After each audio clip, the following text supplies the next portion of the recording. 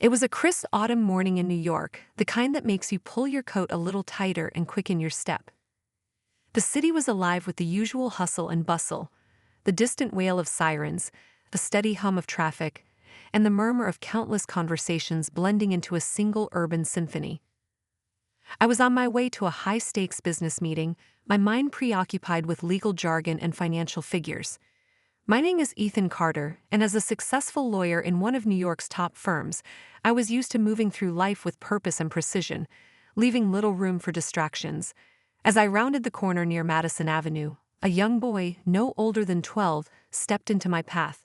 He was thin, his clothes worn and too big for his small frame, giving him a look of fragility that starkly contrasted with the city's hardened edges. He held out a battered box filled with assorted sweets, his hands trembling slightly in the chilly air. "Sir, would you like to buy some sweets?" he asked, his voice a mix of hope and desperation. I barely glanced at him, my mind still on the meeting and the potential million-dollar deal on the line. "No, I don't have time for this," I snapped, swatting the box out of his hands in my rush to get past him.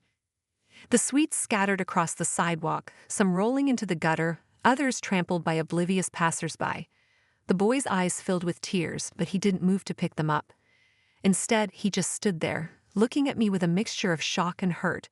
"Please, sir, I just need to sell these to get some food," he pleaded, his voice breaking.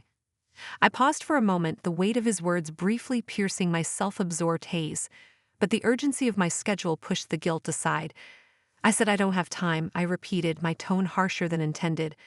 I turned away, leaving him standing there amidst the scattered sweets. As I hurried away, a woman who had witnessed the encounter stepped forward to help the boy. "Hey, are you okay?" she asked gently, crouching down to his level and beginning to gather the fallen sweets.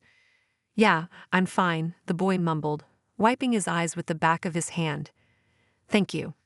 I heard their exchange as I continued down the street, a twinge of regret flickering in the back of my mind. But I shook it off, focusing on the upcoming meeting. Little did I know, this fleeting encounter would soon turn my world upside down. The boardroom was filled with the buzz of anticipation. My partners and I were preparing to meet with a potential client whose case could secure the firm's financial stability for the next few years. The air was thick with the smell of freshly brewed coffee and polished leather, a blend that had become synonymous with high-stakes negotiations in my mind. I was reviewing my notes when my phone buzzed insistently on the table. A glance at the screen showed an unknown number. Normally, I would have ignored it, but something made me pause. Maybe it was the urgency that seemed to vibrate through the phone itself. I excused myself and stepped out into the hallway, pressing the answer button. "Ethan Carter," I said curtly. "Ethan, it's Ryan. Ryan Bennett." I hadn't heard from Ryan in years. We had been close friends in college, but life had taken us in different directions. The warmth in his voice was replaced by a strain that immediately set my nerves on edge. "Ryan, it's been a while," I said, trying to keep my tone neutral. "What's going on?" There was a brief pause, and I could hear him taking a deep breath. "Ethan, I need your help. It's about Jacob." Jacob. The name hit me like a ton of bricks. I remembered Ryan's son vividly, a bright-eyed kid who used to idolize his father. My heart began to race. "What about Jacob?" I asked, my voice suddenly hoarse. "He's been missing for 3 years, Ethan. 3 years without a single clue. But today I got a tip that he might be in New York. I'm begging you, can you help me find him?" My mind flashed back to the boy with the sweets from this morning, his eyes filled with a desperation I had dismissed so callously. Could it be? No, it was impossible. "Ryan, I'm so sorry. Of course I'll help. Do you have any idea where he might be?" I replied, trying to keep my voice steady. I got a call from someone who claimed they saw him near Madison Avenue, around the same time every morning.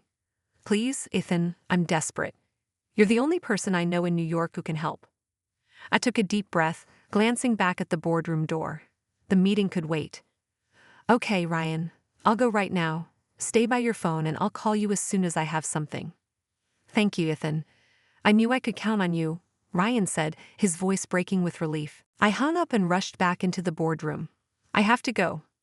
"Personal emergency," I told my colleagues, ignoring their confused looks. There was no time to explain. I grabbed my coat and headed out, my mind racing with the possibility that the boy I had dismissed this morning could be Jacob. As I navigated through the crowded streets, my guilt grew with every step. How could I have been so blind? I replayed the morning's encounter over and over, hoping I wasn't too late. The thought of Ryan's desperation fueled my urgency. Finally, I reached Madison Avenue, my eyes scanning the throng of people for any sign of the boy. I knew I had to find him, not just for Ryan, but to make amends for my callousness. This time I wouldn't turn away. The afternoon sun cast long shadows as I hurried down Madison Avenue, my heart pounding in my chest. The street was bustling with activity, filled with people going about their daily lives, oblivious to the urgency of my search. I scanned every face, every corner, hoping to catch a glimpse of the boy I had so cruelly dismissed that morning. I approached the spot where I had encountered him, the memory of his pleading eyes fresh in my mind. My stomach churned with guilt. I couldn't shake the image of his scattered sweets, trampled by uncaring feet. I had to find him and make things right. "Excuse me," I said, stopping a street vendor. "Have you seen a young boy selling sweets around here? He's about this tall," I gestured with my hand, "and he might look a bit disheveled." The vendor shook his head. "Sorry, can't say I have.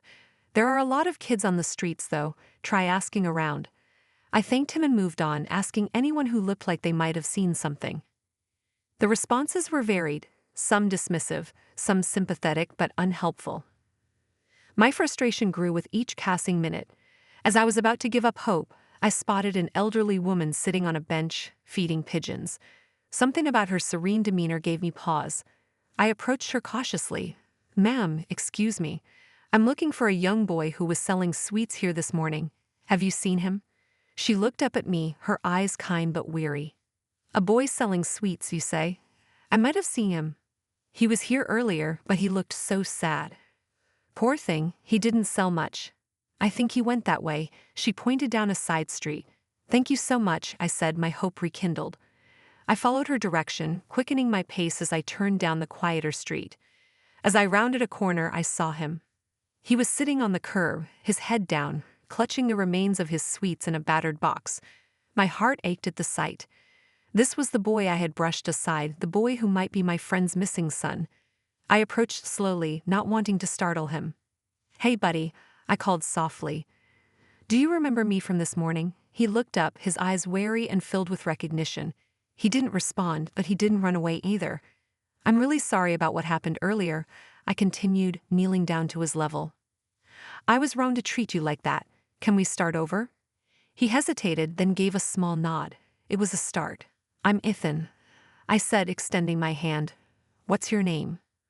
"Jacob," he replied, his voice barely above a whisper. Jacob. The name hit me like a freight train. This was Ryan's son. I took a deep breath, trying to steady my emotions. "Jacob, I'm here to help you. Your dad has been looking for you. Can you tell me what happened?" He looked down, clutching his box tighter. "I ran away. I couldn't stay there anymore." "Where have you been staying?" I asked gently. "Here and there. I sell sweets to get by," he said, his voice trembling. "It's hard, but I couldn't go back, Jacob," I said softly. "Your dad is worried sick about you. He loves you and wants you back. Let me help you. You don't have to do this alone." He looked up at me, tears welling in his eyes. "Really? Really?" I assured him. "Let's get you somewhere safe first. Then we'll call your dad." "Okay." He nodded, and I felt a surge of relief. I stood up and offered him my hand. He took it, and together we started walking towards my car. As we walked, I called Ryan, my voice shaking with emotion. "Ryan, it's Ethan. I found him. I found Jacob." There was a moment of stunned silence on the other end before Ryan's voice broke through, filled with a mixture of disbelief and joy. "Oh my God, Ethan. Thank you. Where are you?" "I'll come right now." "We're heading to my place," I said. "I'll text you the address." "Hurry." I hung up and looked down at Jacob, who was looking up at me with a mix of hope and fear. "Everything's going to be okay, Jacob. You're going to be okay." For the first time, he gave me a small, tentative smile. It was a start, and for now, that was enough. We arrived at my apartment, the doorman giving Jacob a curious look but saying nothing as we walked past. Jacob clung to his box of sweets, his eyes darting around nervously. I led him up to my place, trying to make my tone as reassuring as possible. "Here we are," I said, opening the door and stepping aside to let him in first.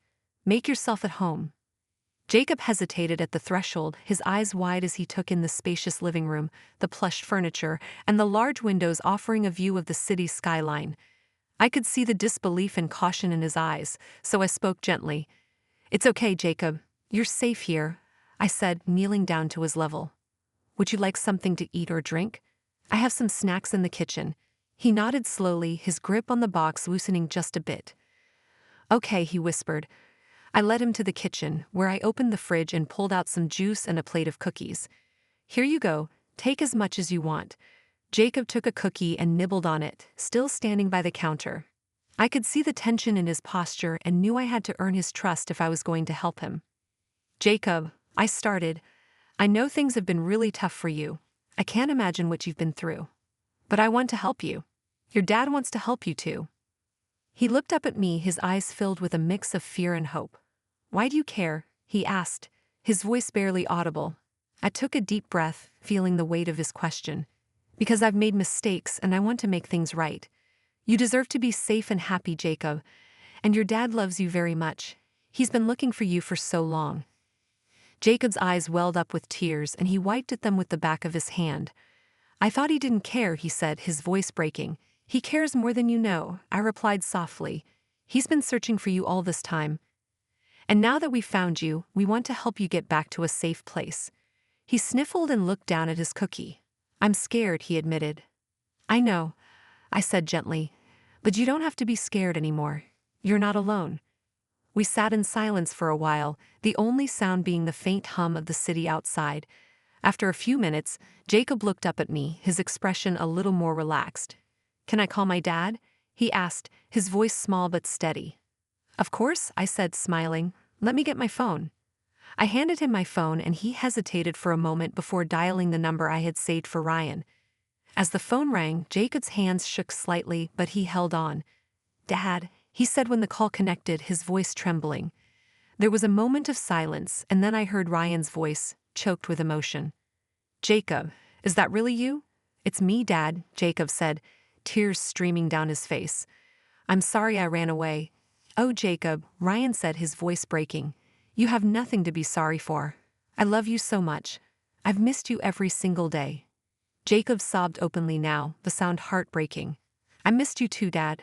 "I'm coming to get you right now," Ryan said firmly. "Ethan, where are you?" I took the phone from Jacob, who was too overcome with emotion to speak. "We're at my apartment. I'll text you the address." "Hurry, Ryan." Ryan's voice was filled with gratitude and urgency.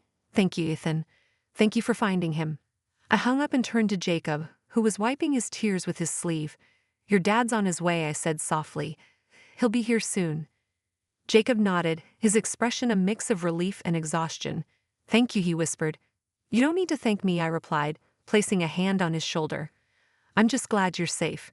We moved to the living room and sat on the couch, the atmosphere a little lighter now. I put on a cartoon for Jacob, hoping to distract him while we waited. He watched it quietly, occasionally glancing at me as if to make sure I was still there. After what felt like an eternity, there was a knock at the door. I got up to answer it, my heart pounding with anticipation. When I opened the door, Ryan stood there, his eyes wide with a mixture of hope and fear. "Ethan," he said, his voice trembling. "He's here, Ryan," I said, stepping aside to let him in. Ryan rushed past me, his eyes locking onto Jacob, who had stood up from the couch. "Jacob," he cried, tears streaming down his face. "Dad." Jacob ran to him and they embraced tightly, both of them crying openly. I stood back, giving them the space they needed, my own eyes misting over at the emotional reunion. For the first time in a long time, I felt like I had done something truly good. Jacob and Ryan clung to each other, and I knew that this was the beginning of a new chapter for all of us. Ryan and Jacob clung to each other for what felt like an eternity, their tears mingling with words of comfort and relief. I watched, feeling a deep sense of fulfillment and hope, as they finally began to bridge the gap that had separated them for 3 long years. Ryan pulled back slightly, holding Jacob's face in his hands and looking into his eyes with a mix of disbelief and overwhelming love. "I can't believe it's really you," he whispered. "I've dreamed about this moment every single day." Jacob sniffled and wiped his nose on his sleeve. "I'm sorry I ran away, Dad. I didn't mean to cause so much trouble." Ryan shook his head vehemently. "No, Jacob. You have nothing to be sorry for. You were just a kid. I should have protected you better. I failed you in so many ways, but I promise you, I'm going to make it right. I cleared my throat gently, feeling it was time to step in and facilitate their transition back to a sense of normalcy. Why don't we sit down and talk? There's a lot to catch up on, and we should figure out the next steps. Ryan nodded, still holding Jacob's hand tightly as they moved to the couch. I joined them, sitting across from them, ready to offer my support. Jacob, I began softly, can you tell us what happened after you left home? Anything you feel comfortable sharing will help us understand and help you. Jacob looked at me, then at his father before nodding slowly. I ran away because I thought you didn't want me anymore, he said, his voice trembling. I overheard you talking about sending me to live with Grandma, and I thought it was because you didn't love me. Ryan's face crumpled with pain and regret. Oh, Jacob, no. We were talking about sending you to Grandma's because we thought it would be safer for you there while I sorted out some problems. I never stopped loving you, not for a second. Jacob's eyes filled with tears again. I didn't know. I thought you were getting rid of me. Ryan hugged him tightly. Never, Jacob. I'm so sorry for the misunderstanding. I should have talked to you, explained things better. I've missed you so much. Jacob leaned into his father's embrace, taking comfort in his words. After I left, I tried to survive on the streets. It was hard and I was scared all the time. But I kept thinking about you and hoping you'd find me. Ryan's tears flowed freely now. I searched everywhere, Jacob. I never gave up hope. I'm so thankful to Ethan for finding you. I cleared my throat, feeling the emotional weight of the moment. I'm just glad I could help. Jacob, you're safe now and you don't have to worry about anything. We'll take care of everything. Ryan nodded, his gratitude palpable. Yes, we will. Jacob, you're coming home with me. We'll get you cleaned up, fed, and then we'll figure out everything else together. Jacob looked between us, a spark of hope in his eyes. Really? You're not mad at me? Ryan shook his head firmly. Not at all. I'm just so relieved and happy to have you back. We're going to move forward together as a family. I smiled at the scene before me, feeling a warmth spread through my chest. This was what I had hoped for, what I had prayed for. Seeing Ryan and Jacob reunited was more than I could have imagined. Ryan turned to me, his expression serious but grateful. Ethan, thank you for everything. I don't know how I can ever repay you. I waved a hand dismissively. You don't owe me anything, Ryan. Just seeing you two together is enough. If you need anything, you know where to find me. Ryan nodded, a look of determination on his face. We'll take it from here. Thank you, Ethan. I stood up, feeling the need to give them space to start their new journey together. I'll let you both have some time. If you need anything, don't hesitate to call. As I left the apartment, I heard Ryan and Jacob talking, their voices low and filled with love and reassurance. I knew there would be challenges ahead, but for now the first step had been taken, and it was a step in the right direction. The city buzzed around me as I walked to my car, but for once I felt at peace. I had done something good, something meaningful. And that was worth more than any legal victory or business deal. The days following Jacob's reunion with his father were a blur of activity. Ryan and Jacob stayed at my apartment initially, as Ryan's own home was in disrepair from the years of neglect and sorrow. I made sure they had everything they needed, and slowly the healing process began. One evening, as the sun dipped below the horizon, painting the sky in hues of pink and orange, I returned home to find Jacob and Ryan sitting on the couch, a photo album open between them. They were reminiscing about the happier times before Jacob ran away. This was the day we went fishing at the lake, Ryan said, pointing to a picture of a younger Jacob holding up a small fish with a proud grin on his face. Jacob smiled, a bit shyly. I remember. I thought I caught the biggest fish ever. Ryan laughed, a genuine sound that I hadn't heard in a long time. You were so excited. We had to let it go, though. It was too small. Jacob nodded, his eyes distant. I've missed this. I've missed you, Dad. Ryan wrapped an arm around his son. I've missed you too, Jacob. More than you can imagine. But we're together now, and we'll make new memories. I cleared my throat, feeling like an intruder on their moment. Hey, I brought some dinner. How about we eat and then maybe watch a movie? It'll be like old times. Ryan looked up, his gratitude evident. Thanks, Ethan. That sounds great. As we ate, the conversation flowed naturally. Jacob shared more about his experiences on the streets, and Ryan listened intently, his expression a mix of sorrow and determination. He was committed to making up for lost time and ensuring Jacob never felt abandoned again. After dinner, we settled on the couch to watch a movie. Halfway through, Jacob, who had been snuggled between Ryan and me, fell asleep. Ryan gently picked him up and carried him to the guest room, tucking him in with the tenderness of a father who had missed out on too many bedtimes. When Ryan returned to the living room, he looked at me, his eyes reflecting the weight of his thoughts. "Ethan, I don't know how to thank you. You've given me my son back." I shook my head. "You don't need to thank me, Ryan.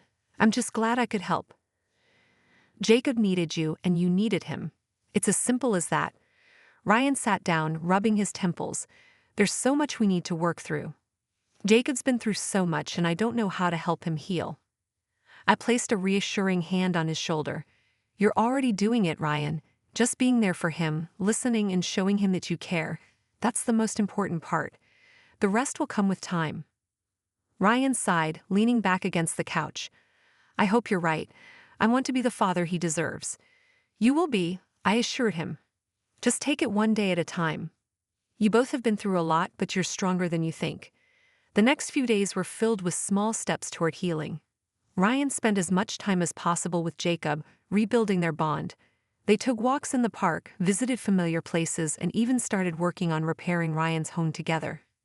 One afternoon, as they were painting the living room, Jacob looked at his father and said, "Dad, do you think we can really be happy again?" Ryan put down his paintbrush and knelt in front of Jacob, looking him straight in the eyes. "Yes, Jacob, we can be happy again. It won't be easy, and it will take time, but we'll get there. Together." Jacob smiled, a genuine smile that reached his eyes. "I believe you, Dad." I watched from the doorway, my heart swelling with pride for both of them. They were on the path to healing, and while there would be challenges ahead, they were facing them together.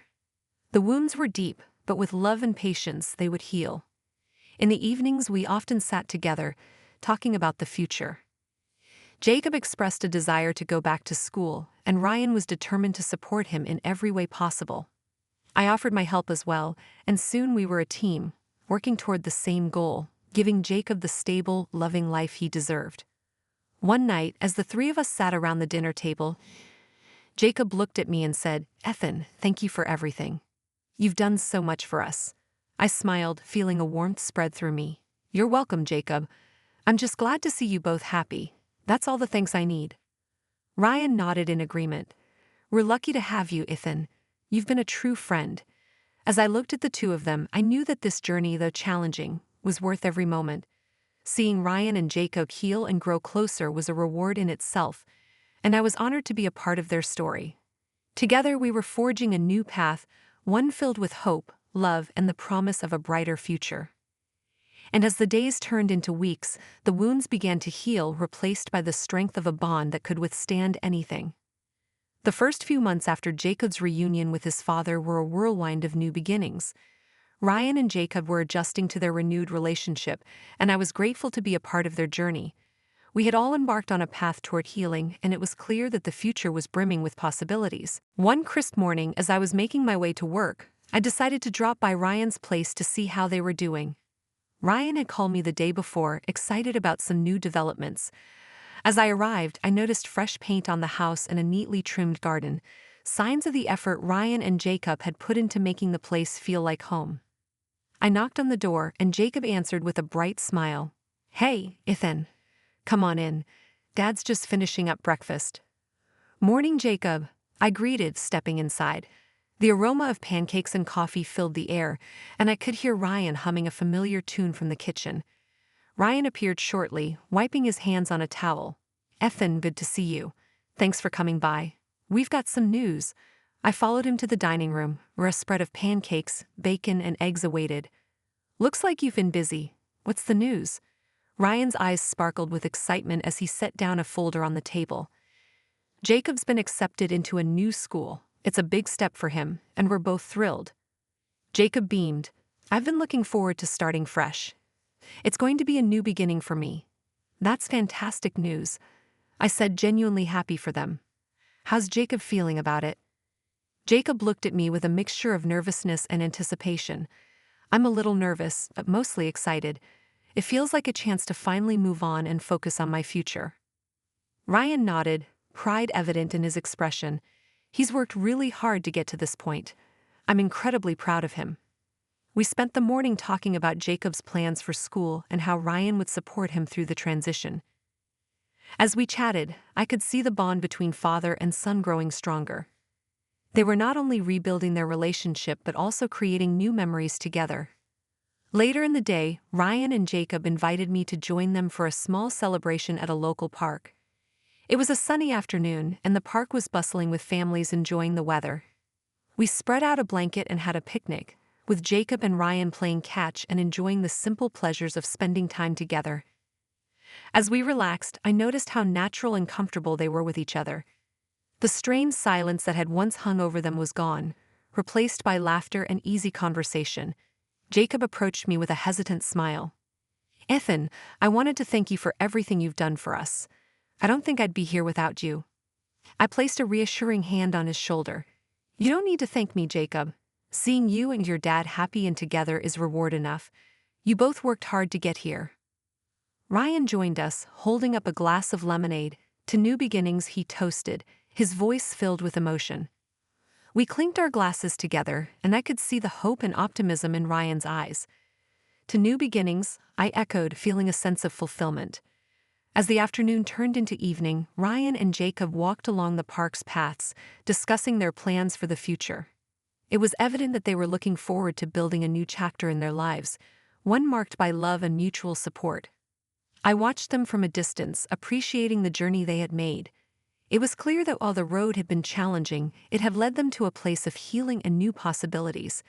The sun was setting as I prepared to leave, and Ryan and Jacob joined me at the entrance of the park. Ryan put a hand on my shoulder. "Ethan, we're planning a small gathering next weekend to celebrate the fresh start and the new opportunities ahead. We'd love for you to join us."